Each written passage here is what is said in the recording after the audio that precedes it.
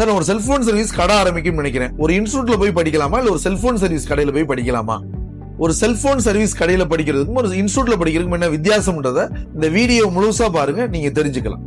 ஒரு கடை வச்சிருக்கவங்ககிட்ட நீங்க போய் வேலையை கத்துக்கணும்னு போகும்போது அந்த கடையில எல்லா விதமான வேலையும் செய்வாங்க அப்படின்னு நம்மளால சொல்ல முடியாது.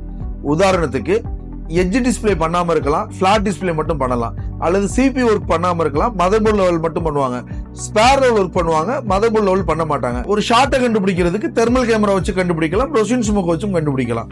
இது போன்று நிறைய வேலைகள் செல்போன் சர்வீஸ்ல பாத்தீங்கன்னா வித்தியாசப்படும். அப்ப எல்லா வேலைகளையும் ஒரே கடையில செய்வாங்க அப்படின்னு நம்மளால சொல்ல முடியாது. அப்படி செய்யற அளவுக்கான உபகரணங்கள் அங்க வச்சிருப்பாங்களான்றதையும் நம்மளால சொல்ல முடியாது. அதனால ஒரு இன்ஸ்டியூட்டை தேர்ந்தெடுத்து படிக்கிறது உங்களுக்கு அனைத்து வகையான டூல்ஸ்லையும் தெளிவா படிச்சு உங்களால கத்துக்கிட்டு வெளியில போக முடியும். அந்த அளவுக்கான ரியல் டைம் பிராக்டிக்கல் எக்யூப்மெண்ட்ஸை வச்சுதான் நம்ம என்ன பண்றோம் அப்படின்னா நம்ம ட்ரைனிங் கொடுக்கிறோம். அது மட்டும் இல்ல, செல்போன் மதர்போர்டை பொறுத்த வரைக்கும் செல்போன் பிராக்டிஸ் பண்ணுவதற்கு போதுமான அளவுக்கு இண்டிவிஜுவலா ஒவ்வொருத்தவங்களுக்கும் உங்களுக்கு எத்தனை மதர்போர்டில் பிராக்டிஸ் வருதோ அத்தனை மதர்போர்டு கொடுத்து ஒரு இன்ஸ்டியூட்ல நம்ம ட்ரெயின் பண்ணுவோம். ஆனா அந்த கடைகள்ல அத்தனை மதர்போர்டு தருவாங்களான்னு நம்மளால சொல்ல முடியாது. ஒரு கடையை தேர்ந்தெடுக்கும் பொழுது சர்டிபிகேட் அப்படின்றது ரெகக்னைஸ்டா கொடுக்க முடியுமான்னு கேட்டா கண்டிப்பா கிடையாது. ஏன்னா இப்ப என்னோட இ-கரியர் பிளஸ் பாத்தீங்கன்னா ஒரு private limited company, ISO certification and ISO.